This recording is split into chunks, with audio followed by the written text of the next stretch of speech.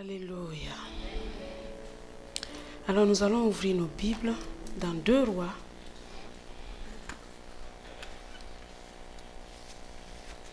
2 Rois chapitre 4.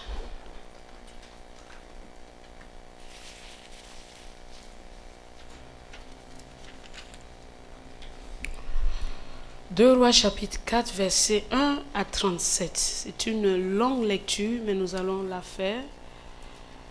Ceux qui n'ont pas lu la Bible cette semaine pourront se rattraper un peu. 2 Rois chapitre 4 versets 8 à 37.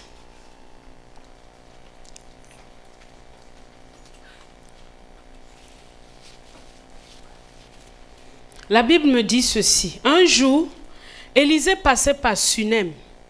Il y avait là une femme de distinction qui le pressa d'accepter à manger. Et toutes les fois qu'il passait, il se rendait chez elle pour manger. Elle dit à son mari, « Voici, je sais que cet homme qui passe toujours chez nous est un saint homme de Dieu. Faisons une petite chambre haute avec des murs et mettons-y pour lui un lit, une table, un siège et un chandelier, afin qu'il s'y retire quand il viendra chez nous. » Élisée étant revenu à Sunem, se retira dans la chambre haute et y coucha. Il dit à Géhazi son serviteur, « Appelle cette Sunamite. » Géhazi l'appela et elle se présenta devant lui. Élisée dit à Géhazi, « Dis-lui, voici, tu as montré tout cet empressement. Que peut-on faire pour toi? Faut-il parler pour toi au roi ou au chef de l'armée? » Elle répondit, « J'habite au milieu de mon peuple. » Et il dit, « Que faire pour elle? » Géhazi répondit, « Mais elle n'a point de fils et son mari est vieux. » Et il dit, « Appelle-la. » Géhazi l'appela et elle se présenta à la porte. Élisée lui dit, « À cette même époque l'année prochaine, tu embrasseras un fils. » Et elle dit, « Non, mon Seigneur, homme de Dieu, ne trompe pas ta servante. » Cette femme devint enceinte et elle enfanta un fils à la même époque, l'année suivante, comme Élisée lui avait dit. L'enfant grandit. Et un jour qu'il était allé trouver son père vers les moissonneurs, il dit à son père, « Ma tête, ma tête !» Le père dit à son serviteur, « Porte-le à sa mère. » Le serviteur l'emporta et l'amena à sa mère. Et l'enfant resta sur les genoux de sa mère jusqu'à midi, puis il mourut. Elle monta, le coucha sur le lit de l'homme de Dieu, ferma la porte sur lui et sortit. Elle appela son mari et dit, « Envoie-moi, je te prie, un des serviteurs et une des ânesses. Je veux aller en hâte vers l'homme de Dieu et je reviendrai. » Et il lui dit, « Pourquoi veux-tu aller aujourd'hui vers lui? Ce n'est ni nouvelle lune, ni sabbat. » Elle répondit, « Tout va bien. » Puis elle scella l'ânesse et elle dit à son serviteur, « Mène et pars, ne m'arrête pas en route sans que je te le dise. » Elle partit donc et se rendit vers l'homme de Dieu sur la montagne de Carmel. L'homme de Dieu l'ayant aperçu de loin, dit à Géhazi son serviteur, « Voici cette Sunamite. Maintenant cours donc à sa rencontre et dis-lui, te portes-tu bien? Ton mari et ton enfant se portent-ils bien? » Elle répondit, « Bien. » Et dès qu'elle fut arrivée auprès de l'homme de Dieu sur la montagne, elle embrassa ses pieds. Géhazi s'approcha pour la repousser. Mais l'homme de Dieu dit, « Laisse-la, car son âme est dans l'amertume, et l'Éternel me l'a cachée et me l'a point fait connaître. » Alors elle dit, « Ai-je demandé un fils à mon Seigneur? N'ai-je pas dit, ne me trompe pas? » Et Élisée dit à Géhazi, « Saint-Terrain, prends mon bâton dans ta main et pars. Si tu rencontres quelqu'un, ne le salue pas. Si quelqu'un te salue, ne lui réponds pas. Tu mettras ton bâton sur le visage de l'enfant. » La mère de l'enfant dit, « L'Éternel est vivant et ton âme est vivante. Je ne te quitterai point. » Et elle se leva et il se leva et la suivit. Géhazi les ayant dévancés, il avait mis le bâton sur le visage de l'enfant, mais il n'y eut ni voix, ni signe d'attention. Elle s'en retourna à la rencontre d'Élisée et elle lui rapporta la chose en disant, « L'enfant ne s'est pas réveillé. » Alors Élisée arriva dans la maison. Voici l'enfant était mort, couché sur son lit. Élisée entra et ferma la porte sur eux deux et pria l'Éternel. Il monta et se coucha sur l'enfant et mit sa bouche sur sa bouche, ses yeux sur ses yeux, ses mains sur ses mains, et il s'étendit sur lui et la chair de l'enfant se réchauffa. Élisée s'éloigna, alla ça et là par la maison, puis remonta et s'étendit sur l'enfant. Et l'enfant éternua 7 fois, Et il ouvrit les yeux. Élisée appela Géasi et dit, appelle cette Sunamite. Géasi l'appela et elle vint vers Élisée qui dit, prends ton fils. Elle alla se jeter à ses pieds et se prosterna contre terre et elle prit son fils et sortit. Amen. Voilà un texte biblique qui sera le support de notre méditation ce matin. La Bible nous parle du prophète Élisée qui passait à Sunem. Il nous parle aussi d'une femme. Une femme de distinction. Il dit qu'il y avait le prophète Élisée qui passe, mais il y avait aussi une femme de distinction. Dans la ville de Sunem, il y avait beaucoup de femmes. Et pourtant, une s'est distinguée. Elle s'est distinguée et par sa distinction, Élisée allait tout le temps manger chez elle. Pourtant, Élisée sait qu'il ne faut pas aller tout le temps chez quelqu'un. Oui ou non? On dit que la femme l'a pressée d'aller manger une fois. Mais on dit qu'à chaque fois qu'Élisée passait, il se rendait chez elle pour manger. Le titre de notre passage ce matin, c'est le tremplin de la distinction. Le tremplin de la distinction. Comment un élément aussi banal, aussi simple, aussi naturel que la distinction a pu emmener cette femme dans une autre dimension. Sunem, voici la ville où Élisée passait. Sunem veut dire un double lieu de repos. Un double lieu de repos. Pas seulement un lieu de repos, un double lieu de repos. Qu'est-ce que cela signifie? Jésus a dit, demeurez en moi et je demeurerai en vous. Jésus vient, il veut faire sa demeure en nous. Mais il veut aussi que nous fassions notre demeure en lui. C'est ce double lieu de repos là où Jésus passe tout le temps. Et nous devons prêter attention à ce nom Sunem. Un double lieu de repos. Psaume 91 me dit que celui qui demeure sous l'abri du Très-Haut repose à l'ombre du Tout-Puissant. Je dis à l'Éternel, mon rocher, ma forteresse, mon Dieu en qui je me confie. Alors il y a quelqu'un qui a couru et qui a fait de Dieu son repos, qui dit, tu es mon lieu de repos, c'est là où je trouve ma sécurité, tu es le lieu où je peux m'abriter, tu es le lieu où je peux courir, tu es le lieu où je peux rester. Mais Dieu ne s'arrête pas là. Il veut aussi un lieu de repos. L'homme veut un lieu de repos, Dieu veut aussi un lieu de repos. Voici une double rencontre. Chacun veut un lieu de repos. Nous trouvons un lieu de repos en Dieu, en sa puissance, en sa protection, en sa bonté, en sa provision. Nous trouvons notre lieu de repos en lui, n'est-ce pas? Parce que Christ a porté nos péchés à la croix, nous trouvons notre lieu de repos en lui, notre pardon en lui. Parce qu'il a porté nos maladies, nous trouvons notre lieu de repos en lui. Parce qu'il est venu pourvoir à nos besoins, nous trouvons notre lieu de repos en lui. Parce qu'il nous a rachetés de la mort, du péché et de toutes ces choses, nous pouvons courir et trouver notre lieu de repos en lui. Mais Dieu aussi cherche un lieu de repos. Mais Dieu ne crie pas. Il passe pour chercher un lieu de repos. C'est une double relation. Il passe. Élisée passe, tout comme Jésus passe encore aujourd'hui. À chaque fois que nous sommes réunis en tant que peuple, parce que nous sommes une maison vivante. Chacun de nous, nous formons une maison vivante. C'est pour cela que ton frère est important. Parce que nous sommes une maison vivante. Chacun de nous, nous sommes une pierre. On ne peut pas faire une maison avec une seule brique. Dieu habite au milieu de nous. Psaume 133. Qu'il est agréable, qu'il est doux pour des frères de demeurer ensemble. Car c'est là, dans les assemblées, dans les plénières, Dieu vient là et il se promène. Il passe. Jésus passe ce matin. Il est en train de passer dans les rangs. Il passe. Tu n'es pas venu ici par habitude. Jésus est en train de passer. Comme Élisée passait à Sunem. Et Élisée veut dire Dieu sauveur. Exactement comme Jésus. Jésus est en train de passer.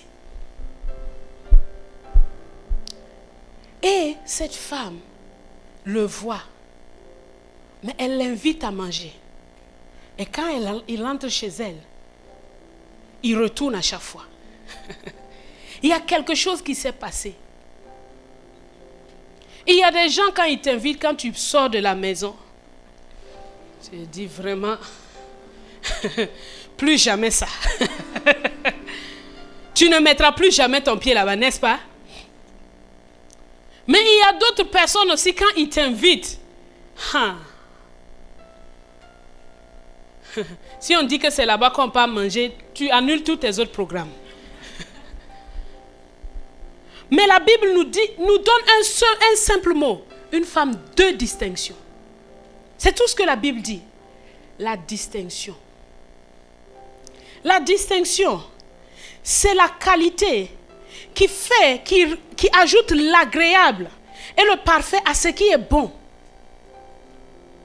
Vous savez, la distinction. Est-ce qu'il y a de la distinction dans ta vie? Est-ce que tu fais les choses avec distinction? La distinction vient du cœur d'abord, de la bonté du cœur.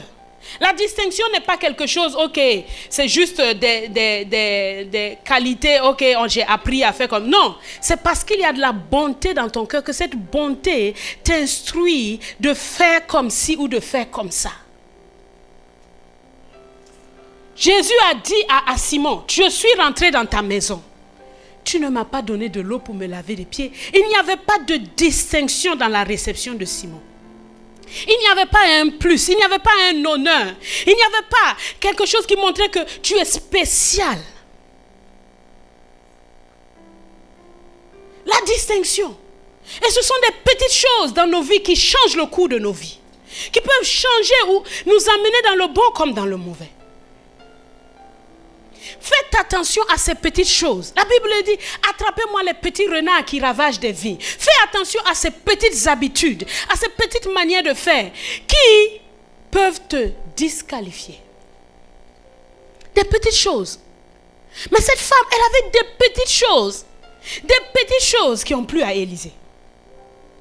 Quand il rentrait chez elle, il trouvait d'abord une atmosphère de joie dans la maison. Il ne trouvait pas de la... Vous savez, quand tu entres dans une maison, tu sens ce qu'il y a dans la maison. Quand des gens viennent de se crier dessus, même s'ils n'ont rien, même s'ils sourient, vraiment, tu sens que ici, là, il y a un problème. Cette femme, elle a installé une atmosphère de foi dans sa maison. Sa maison était une maison agréable à vivre parce qu'il y avait de la foi à l'intérieur. Et de son cœur, elle tirait ces bonnes choses et elle les répandait autour d'elle. Alors quand Élisée entrait là-bas, la parole de Dieu en lui se trouvait à l'aise. Il n'était pas contrit, il n'était pas en train de réfléchir, il n'était pas en train de se poser des questions. Quelle est l'atmosphère dans ta maison?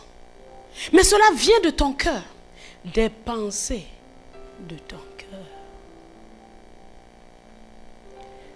L'atmosphère de ta vie, de ta maison, de ton ministère, de tout ce que tu as, viennent des pensées de ton cœur.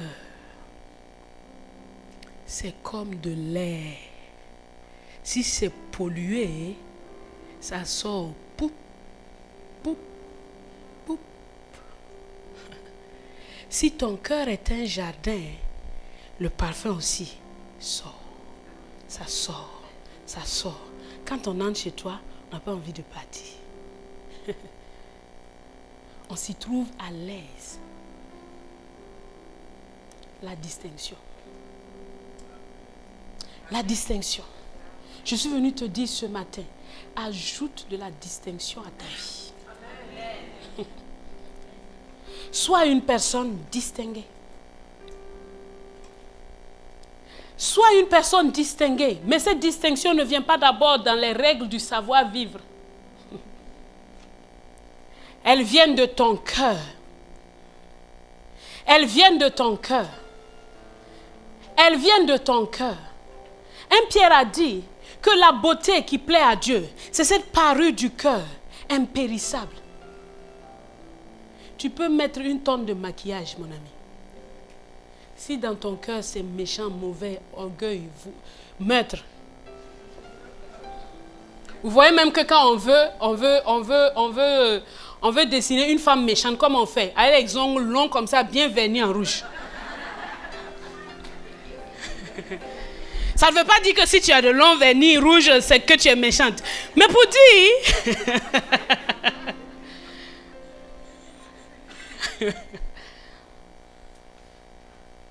Le cœur. Soigne ton cœur, mon ami. Soigne-le. Car c'est là où la distinction vient.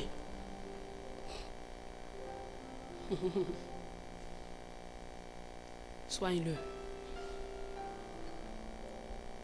Tu es né de Dieu. Alors, les pensées de ton cœur doivent être les pensées divines.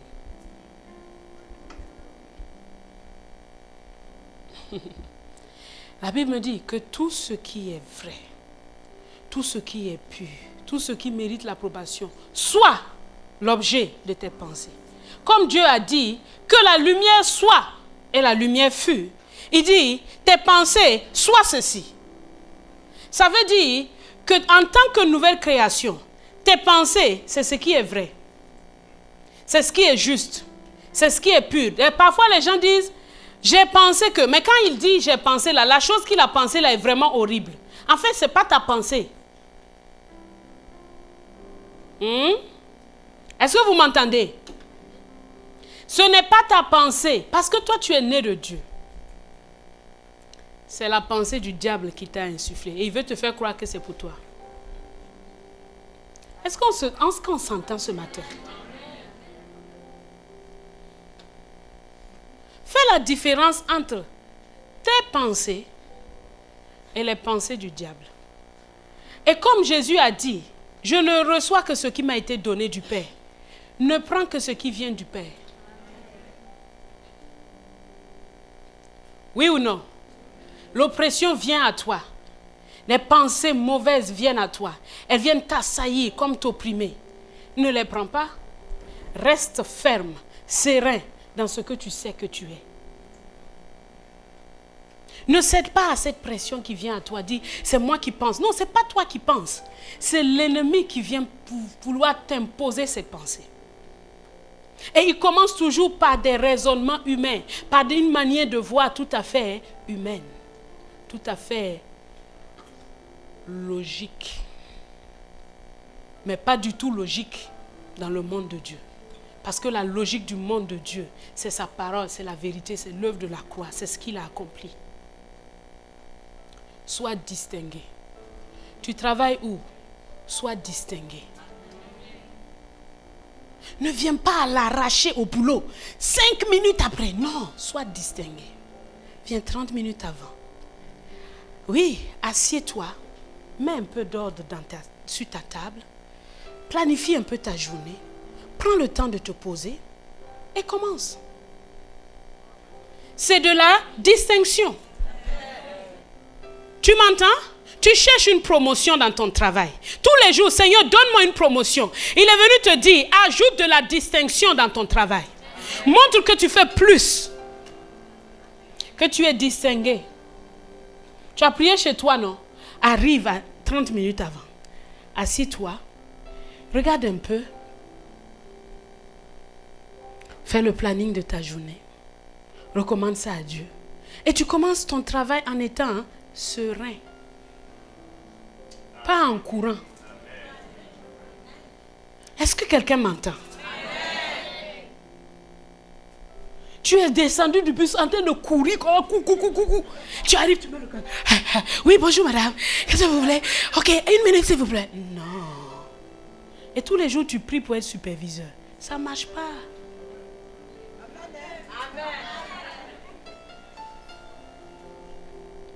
Non, parce que tout ce que vous faites, faites-le comme pour le Seigneur et non pour les hommes.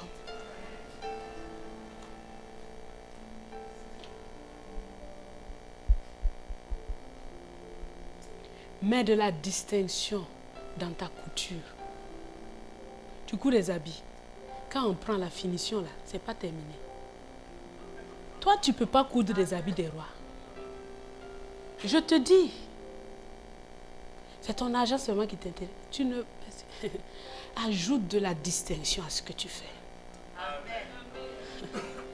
De la distinction. Sois un homme distingué, une femme distinguée, un élève distingué. Pas par orgueil par rapport aux autres. Parce qu'il y a des gens qui cherchent la distinction par orgueil par rapport aux autres. Ils font ça. Tu vois, je ne suis pas... Non, non. C'est par rapport à toi, à la capacité que Dieu t'a donnée. Tu dois le faire jusqu'au bout. Avec distinction. On te demande un papier Word. On te demande de taper un truc. Tu envoies ça sans mise en page, sans rien, avec des fautes, avec rien n'est respecté. Tu dis c'est le contenu qui compte. Mon ami, il manque de la distinction dans ce que tu as fait. Tu as préparé ton placali, tu as mis sa patate sur la table. Mangeons seulement. Distinction. Mets de la distinction dans ce que tu fais. Mets de la distinction. Mets de la beauté. Mets de l'agréable. Pense à la place de l'autre. Comment il peut se sentir. Et anticipe. Anticipe. Quand Élisée rentrait, la femme avait déjà pensé. Là, il vient à midi. Je pense que si je lui fais un thé glacé, ça va le rafraîchir. Et quand il venait le soir, il disait, mais là, il vient le soir. Bon, qu'est-ce qu'on va faire? Je vais faire une salade parce que si je fais un gros foufou, là, il ne va pas bien dormir. Toi, tu t'en fous. C'est ce qu'il y a, donc il faut bouffer. Hey! Mets de la distinction. Dis à ton frère, mets un peu de distinction dans ton habit.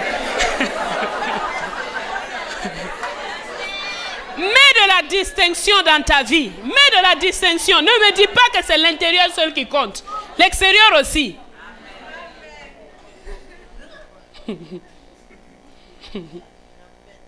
Mets de la distinction dans ta vie. Mets de la distinction. C'est cette distinction qui a donné un mari à Rebecca. Quand l'homme lui a demandé, donne-moi de l'eau à boire. Elle a dit, je vais te donner et je vais aussi donner à tous tes chameaux. C'est ça. C'est cette distinction qui a fait que Ruth est rentrée dans la lignée de Jésus-Christ. Elle a dit, non, ton Dieu est mon Dieu. Là où tu mourras, je mourrai. Que rien ne me séparera de toi. Mais de la distinction, c'est un tremplin, la distinction. C'est un tremplin qui t'emmène là où tu n'as pas imaginé que tu serais. C'est un tremplin qui te fait entrer dans la table des rois. L'Élysée dit à cette femme, veux-tu qu'on parle pour toi au roi? Tu veux entrer dans la cour des rois? Mets de la distinction dans ta vie. De la distinction.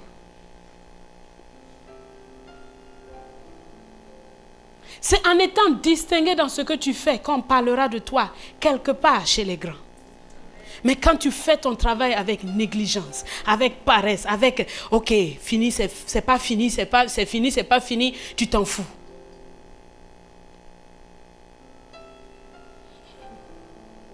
De la distinction.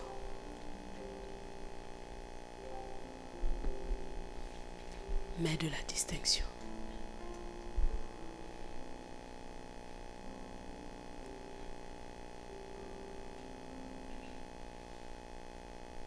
Et cette distinction a fait que Élisée s'est senti à l'aise.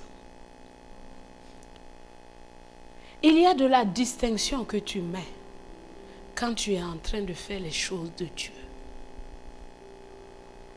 J'ai beaucoup parlé des choses naturelles de la vie et c'est important parce que s'il n'y a pas ça dans nos vies, je me demande, le spirituel, ça sert à quoi?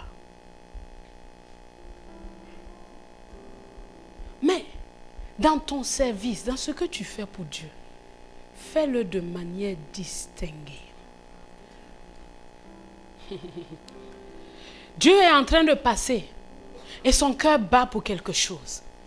Jésus est en train de passer et son cœur bat. Il dit, je cherche un intercesseur. Je cherche quelqu'un qui va me donner sa voix. Je cherche quelqu'un qui va me donner son cœur. Je cherche quelqu'un qui va me donner ses genoux. Je cherche quelqu'un qui va me laisser déverser mon fardeau dans son cœur. Je le cherche et il passe. Il passe. Et il passe.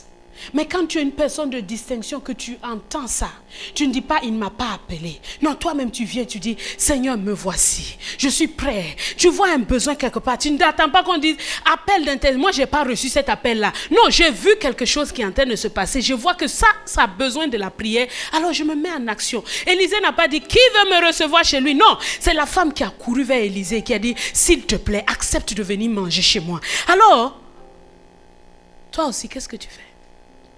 Tu vois les besoins. Oh, ici à l'église, là, vraiment, on n'accueille pas bien les gens. Quand tu arrives, il ne te sourit même pas. Il fait gouin. Il te dit, assis-toi ici. Bon, ce n'est pas bon. Et je sais que l'accueil, ils ont commencé à sourire beaucoup, beaucoup. Vraiment, merci. Ils vont sourire et illuminent notre culte. Mais toi-même, tu fais quoi? Il n'y a pas de distinction là. Il n'y a que de la critique. La distinction veut que je dise, ok, comment on fait pour intégrer ce groupe? On dit on fait ça, on fait au ministère, après on fait l'entretien. Ok, je vais le faire. Je suis baptisé, j'aime le Seigneur, je me mets dedans. Je ne viens pas dedans pour dire, vous tous, c'est des suggestions. Je pense que quand j'étais venu, voici ce qui s'était passé. Mais je pense que si on avait fait ça d'une telle manière, si on avait fait ça comme ça, vraiment, ça allait m'aider. Donc, moi, je pense que entre nous, on peut faire ça comme ça. Et toi, tu commences à devenir comment? Un membre de distinction. Parce que quand tu es rentré là-bas, tu as amené quelque chose de plus. Tu ne restes pas dans ton coin, assis en train de parler. TPV Casa, c'est bon. En tout cas, le pasteur là, il prêche bien. Mais le reste là, vraiment, c'est à regarder quoi. Viens te mettre dans le reste là. Et donne de la distinction. On t'attend. Oui ou non? Quand tu vois quelque chose qui doit être fait, fais-le. Oui ou non? Tu vas me dire, oui, mais il y a une organisation, je ne peux pas faire les choses n'importe comment. Oui, suis l'organisation et rentre et propose ce que tu as à faire. Ça s'appelle de la distinction.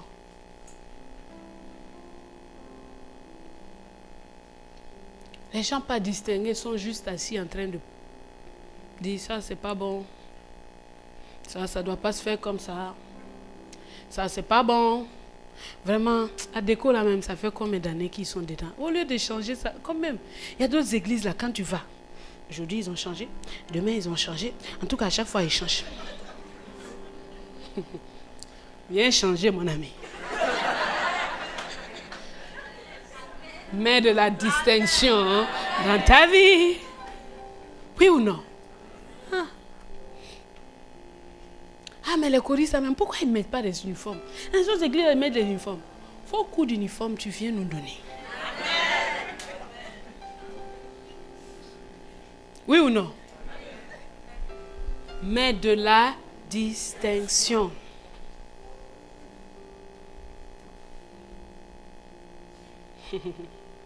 Mets de la distinction. Dans ta maison, on rentre, on doit pousser les choses comme ça. Quand quelqu'un vient, pardon, excuse-moi, et puis tu es en train de ramasser tes trucs.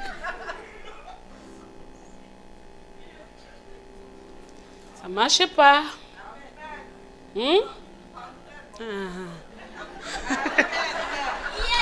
C'est seulement dehors que tu pars pour faire les photos. Fais les photos dans ta maison, on va voir. Tu pars au Maroc, moi j'ai arrêté comme ça.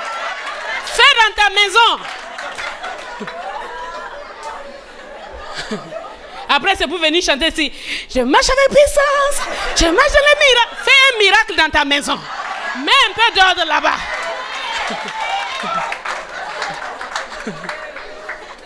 Vous pensez qu'Élie allait aller s'asseoir dans une maison désordonnée, dans tous les sens, où on ne sait pas, il y a un chat qui a fait pipi ici et tout?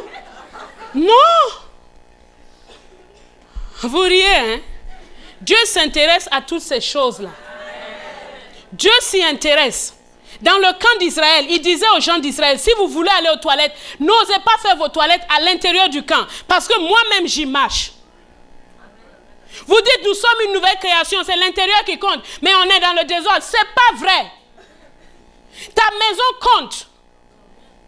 Ce qui s'y passe compte. Ce que tu manges compte.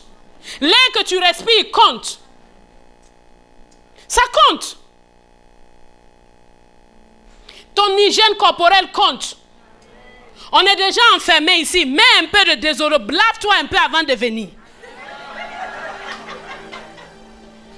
Non, je ne suis en train de blâmer personne. Je suis juste en train de donner des conseils de vie.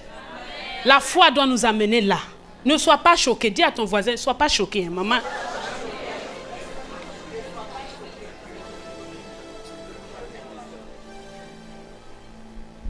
C'est important. Vous dites que nous sommes sacrificateurs, non? Regardez le sacrificateur Aaron. Avant d'entrer, on dit il se lave. Il porte des caleçons. Et tout ça, Dieu parle de tout ça là, pourquoi? Il dit non, on n'est plus sous la loi. C'était l'ombre. Mais si une ombre est comme ça, la réalité est encore plus précise que ça, oui ou non? Amenons l'évangile dans nos vies. Vous savez ce qui a changé les États-Unis, qui a changé l'Europe? C'est l'évangile dans ce sens pratique-là. Vous voulez seulement parler en langue. Et dans ta maison, on ne sait même pas comment on vit. Je n'ai pas dit qu'il faut avoir beaucoup d'argent. Ce que tu as là, garde-le propre. Repasse-le, tiens-le en ordre. Si quelqu'un devait venir, ne sois pas embarrassé d'être en train de nettoyer des choses. C'est ça l'évangile dans son côté pratique. Nous allons passer de la théorie à la pratique. Sois pas sapé ici, ma soeur. Tu viens, tu bouges à lèvres, tout. Mais quand on rentre chez toi, ça ne marche pas.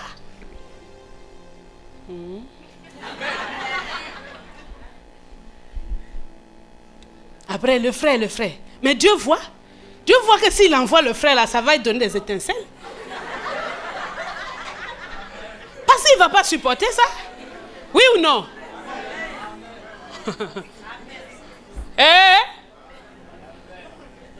Je parle à quelqu'un. Mets de la distinction dans ta vie parce que toi-même tu es une personne distinguée. Pourquoi est-ce que les rois sont dans des palais somptueux, bien propres? Toi tu dis que tu es un roi, mais tu dors dans une porcherie. Pourquoi?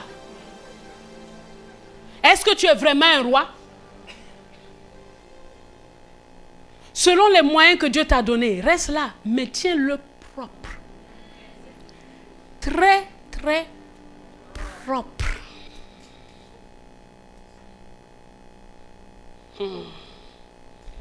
Je sens qu'il va y avoir des grands ménages dans les maisons. En haut des armoires, quand on touche, wow, yo.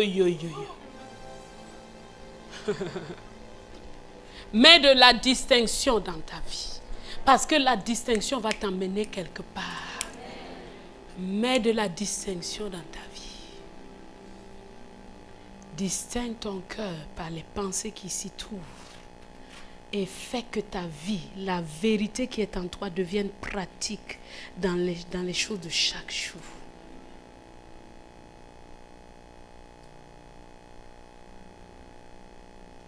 Élisée se retrouvait là. Et cette femme, elle ne s'est pas arrêtée à la distinction. Elle est entrée dans un domaine de discernement. Elle dit à son mari, voici. Ça veut dire qu'elle a vu. Elle a vu dans l'invisible quelque chose. Elle a vu quelque chose que les hommes, les autres ne voyaient pas. Il dit, voici. Je vois que, je sais que cet homme qui passe toujours chez nous est un saint homme de Dieu. L'homme qui passe toujours chez nous, Il passait à chaque fois. Mais cette femme ne s'est jamais lassée de faire ce qui était correct. Élisée n'est jamais venu et puis il a trouvé un service de standard moindre. Ça veut dire qu'elle a persévéré à bien faire. Elle a persévéré à être distinguée. Elle a persévéré à bien recevoir. Elle s'est jamais dit, mais lui, hier, avant-hier, il était venu. Il m'a dit qu'il part. Et puis elle est encore là. Qu'est-ce qu'il fait? Mais il me fatigue. Elle n'a jamais pensé ça même dans son cœur. Parce que parfois, tu ne dis pas les choses, mais tu les penses. Et même si tu les fais bien, on les entend. Je veux que tu saches qu'on les entend. Tout le monde les entend. Je vais venir. Oh, bonjour prophète. Bonne arrivée. Vraiment. Oh, je vous fais de la place. Je ne savais pas que vous allez arriver aujourd'hui. Mais venez, votre lit est déjà... Mais tu es dans ton cœur. Vraiment. On a dit de venir, mais on n'a pas dit de venir tous les jours.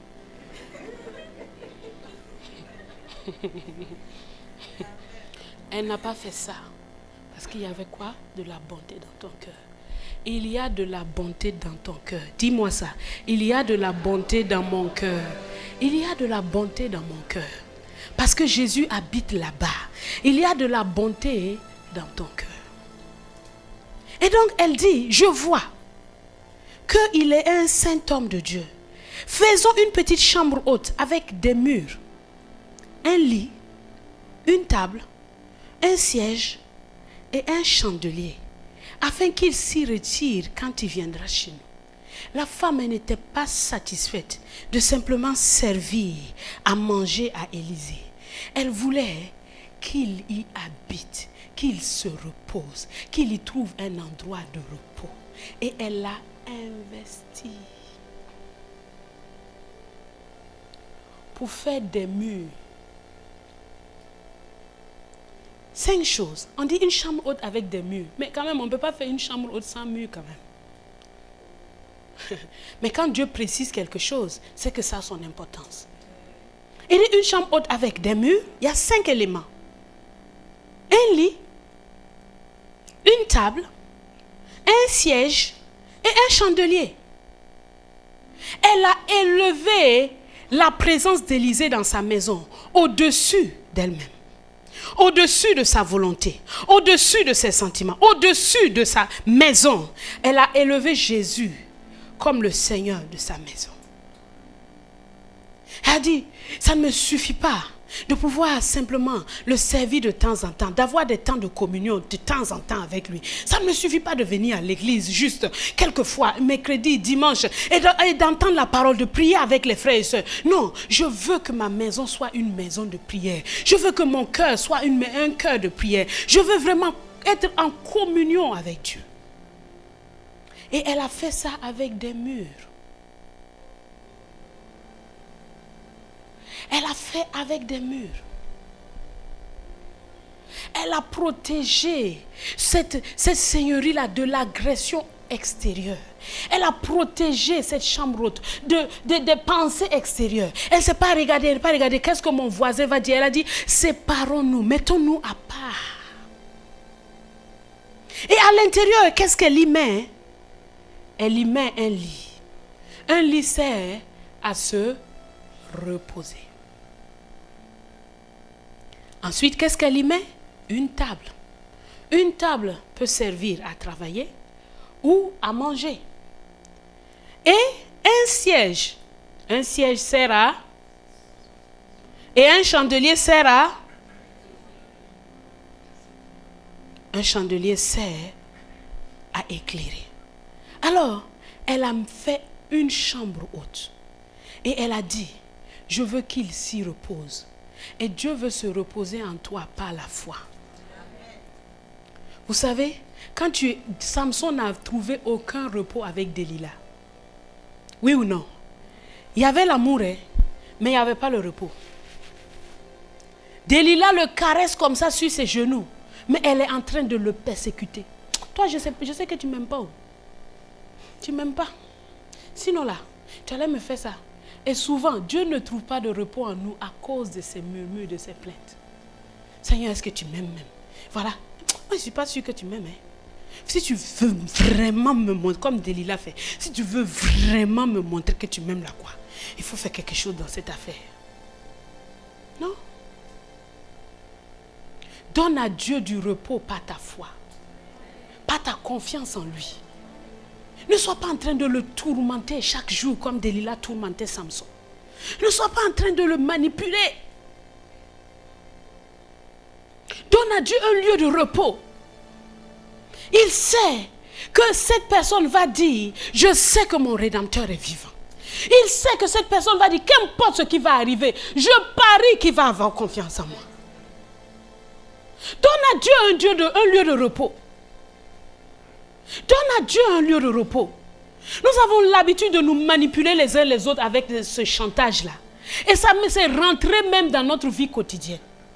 Pour dire à ton ami, Sam, tu me manques. Dis, tu m'as oublié. Pourquoi? Est-ce que tu sais où il était? Est-ce que tu sais ce qu'il faisait? Est-ce que tu sais ce à quoi il passait? Toi, tu le vois parce qu'il t'a manqué. Tu dis, tu l'as oublié. Et la même chose on fait avec Dieu. Dieu, tu m'as oublié.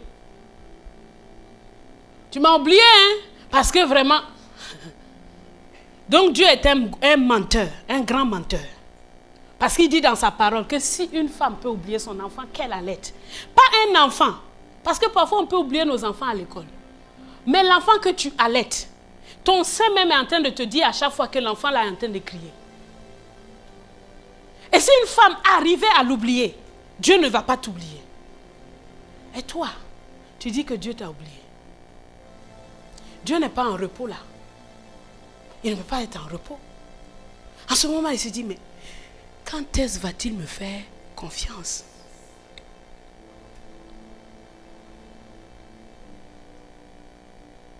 Quand est-ce? Une femme soupçonneuse et jalouse, chaque fois en train de dépier les SMS de son mari pour regarder, est-ce qu'il peut être dans le repos? Même quand elle vient avec une voix douce pour dire, hey, c'est qui celui qui t'a envoyé là? Le mari sait que derrière il y a quoi?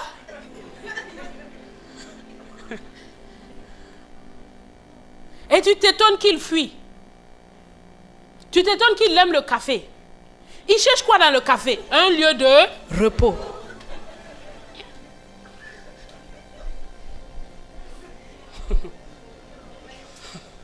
Il cherche un lieu de repos. Il cherche un endroit où il pourra être tranquille.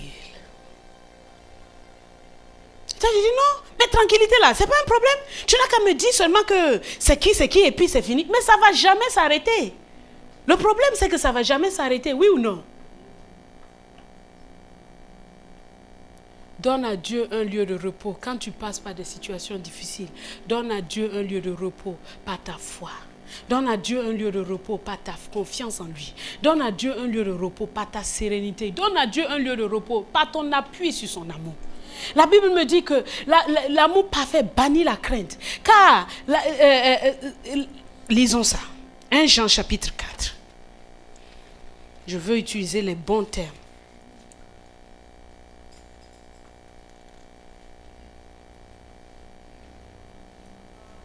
1 Jean 4,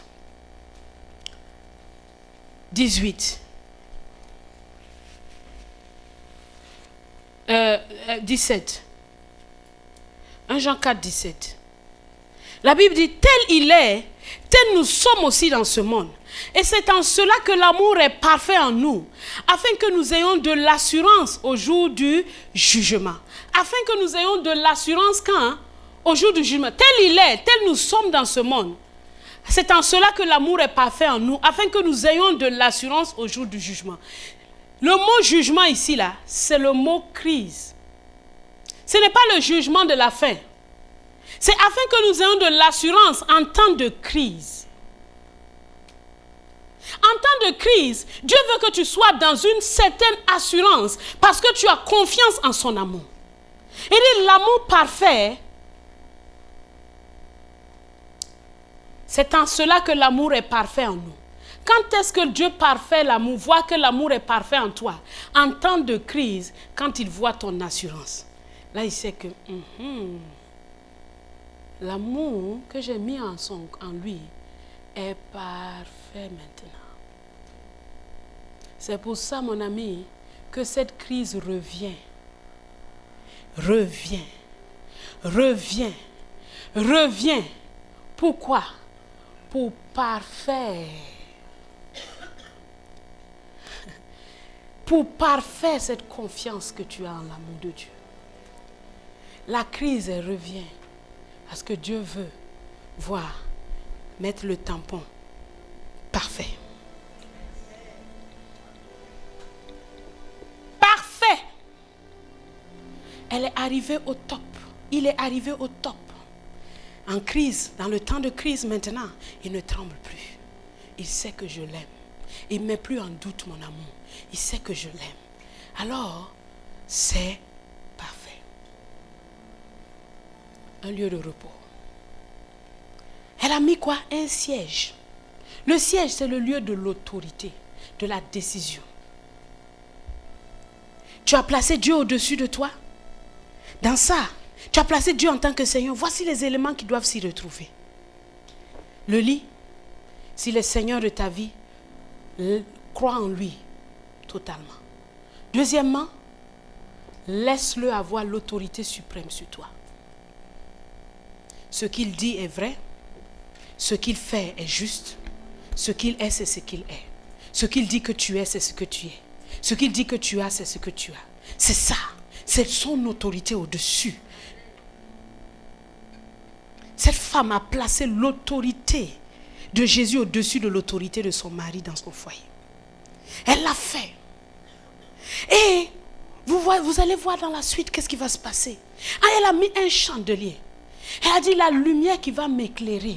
C'est ta vision des choses, c'est la parole de Dieu. C'est ta manière de voir, c'est ça qui va éclairer cette maison. Nous serons en communion par la parole. Et je t'assure que tu seras le chef, l'autorité absolue. Je t'assure que tu seras dans le repos. J'ai confiance en toi. Et elle a mis une table, un lieu de communion, un lieu où on peut partager. Vous voyez, la table est importante. Souvent, on n'a jamais appris à manger ensemble. Il y a des gens qui viennent des familles où jamais ils mangent ensemble. Il y a un truc que tu as manqué, qui s'appelle la communion. Quand on est à table, c'est un grand moment. Parce qu'on peut parler, on peut échanger, on peut se dire ce qui se passe. Parler en toute tranquillité, la communion. Et donc, elle a placé ça. Et quand elle a fait ça, Élisée a dit, waouh. Donc quand Jésus vient dans ta vie, tu le places Seigneur, tu donnes un lieu de repos, tu lui donnes cette table, l'autorité, tu lui donnes ce temps de communion, tu lui donnes le chandelier. Et il dit, il y a quelque chose que je dois faire pour cette personne de distinction. Oh, moi, je ne peux pas être redevable de quelqu'un. Il ne peut pas donner le dernier mot. Ça ne peut pas fonctionner comme ça. Donc Dieu est devenu le maître, non? Il peut maintenant faire le tour du propriétaire pour chercher qu'est-ce qu'il va réparer, qu'est-ce qu'il va arranger. Toi, tu avais juste envie d'une petite maison. Dieu dit, moi, je suis maintenant le chef. Il faut que je construise un palace ici qui va s'élever tellement haut que les gens du monde entier viendront prendre exemple sur cette vie. Je veux construire une vie excellente. Alors Dieu, il commence à poser des questions au Saint-Esprit. Dis-moi, Saint-Esprit, qu'est-ce qu'on peut faire ici? Qu'est-ce qu'il y a au fond de son cœur qu'elle ne dit pas? Quels sont les projets que j'ai écrits à son sujet? Hey, la femme, elle n'avait plus envie d'un enfant. Elle dit, ne trompe pas ta servante. Ce n'était plus dans ses projets. Mais Dieu dit, non, c'est mon projet. C'est ma volonté. C'est ma réalisation. C'est moi qui l'ai décidé. Je l'ai voulu et cela arrivera. Et quand cela est arrivé, la femme a commencé à jouir de cette beauté. Oh, elle a joui de son enfant. Et tout ça, sa vie était toujours dans la paix. Et un jour, quelque chose arrive. Alors que c'était le temps de la moisson. Un temps de joie. La moisson est un temps de joie. Voilà l'ennemi qui vient frapper cet enfant à la tête. Qui vient lui donner un coup. Qui vient lui donner un coup. Et l'enfant meurt. C'est comme ça que dans tes temps de fête, si tu as remarqué, quand tu dois maintenant bien te réjouir là, il y a quelque chose qui arrive. Quand tu arrives au moment où là, ça doit être les chants et les danses. Il y a toujours un petit incident qui arrive. Quand ça doit être la célébration là, il y a quelque chose qui vient dire, tu ne vas pas te réjouir ici. Pourtant tu as travaillé dur. Mais le mari dit, il fallait le donner à sa maman. Porte l'enfant à sa mère. La femme prend l'enfant. Elle réfléchit. Cet enfant-ci, c'est le don de Dieu. Cet enfant-ci, je n'avais plus espérance à ce sujet, mais Dieu l'a fait arriver. Qu'est-ce qui se passe? Mais il se trouve qu'il y a quelque chose qui s'est passé, la communion. Élisée n'est pas là. Parfois, on a construit la maison. Dieu, tous les éléments sont là, mais la personne même n'est pas là. Parce que Dieu veut être en communion avec nous, mais il veut aussi que nous montions là où lui il est. Et donc quand il vient dans ta bassesse, dans ton élément, il te met en communion avec toi. Il voit que ça te plaît. Mais il voit que toi, tu n'as pas envie de bouger de là. Il voit que toi, tu es content d'être à ce niveau. Pourtant, lui, il doit être à la montagne de Carmel. Mais toi, tu aimes là. Mais Seigneur, chambre haute là, c'est bien, reste ici. Il dit, je dois partir. Alors, il est parti. La femme ne l'a pas suivi. Mais il est parti. Mais quand ce problème arrive, la femme fait quoi? Elle prend l'enfant. Elle monte à la chambre haute.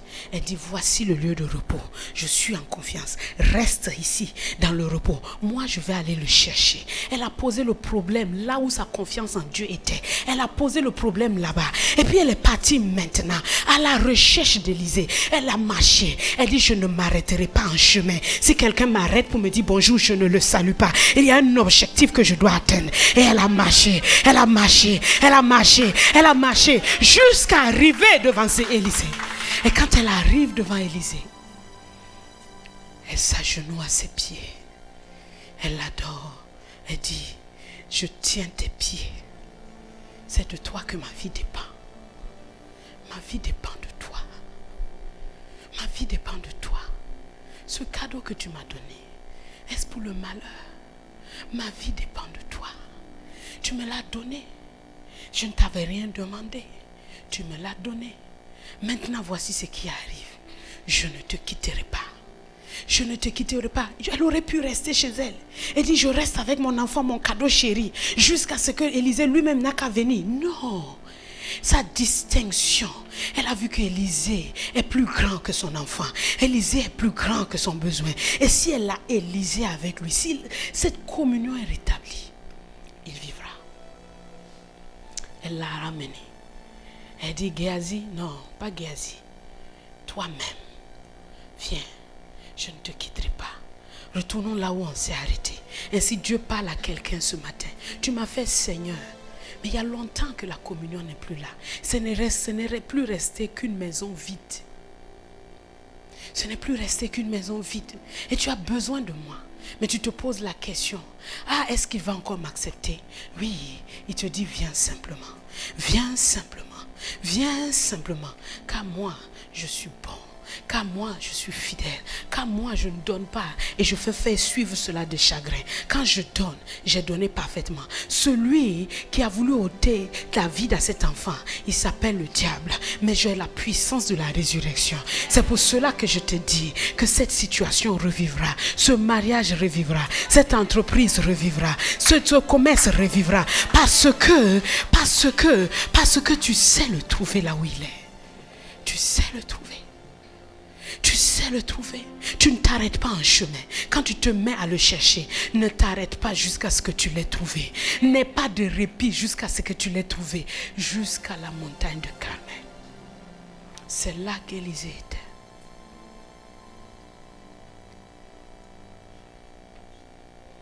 Élie te porte.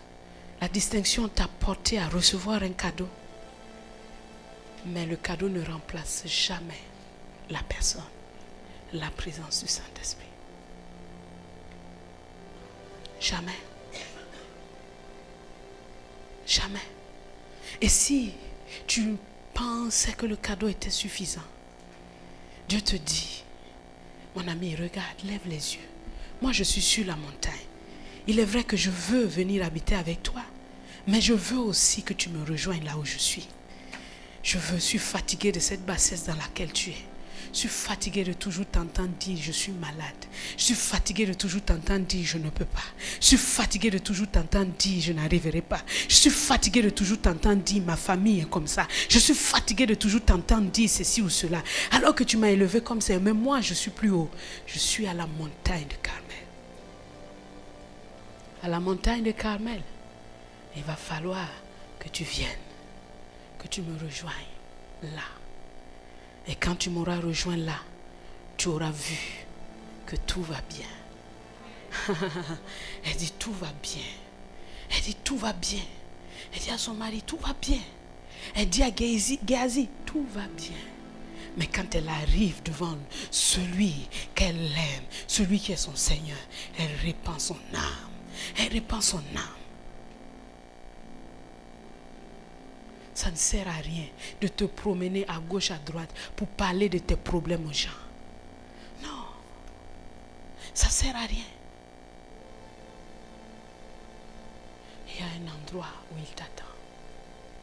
Et quand elle arrive là, Élisée dit, son âme est dans l'amertume et l'Éternel me l'a caché. Mais celui qui est en toi, c'est pas Élisée. Il est plus grand qu'Élisée. C'est le Saint-Esprit. Rien ne lui est caché. Rien ne lui est caché. Absolument rien. Absolument rien. Quand dans ton âme tu es affligé, il te dit je t'attends dans le domaine de l'esprit, là où l'esprit est assis dans les lieux élevés, là où l'esprit est assis à la droite du Père, là où il n'y a pas de maladie, là où il n'y a pas d'infimité, c'est là que je t'attends. Et quand tu arrives là et que tu comprends qui tu es, alors tu peux redescendre dans le domaine de ton âme pour imposer le silence à ton âme, pour imposer la résurrection à ton âme, pour imposer le salut à ton âme, parce que tu es monté. Monte plus haut. Alléluia.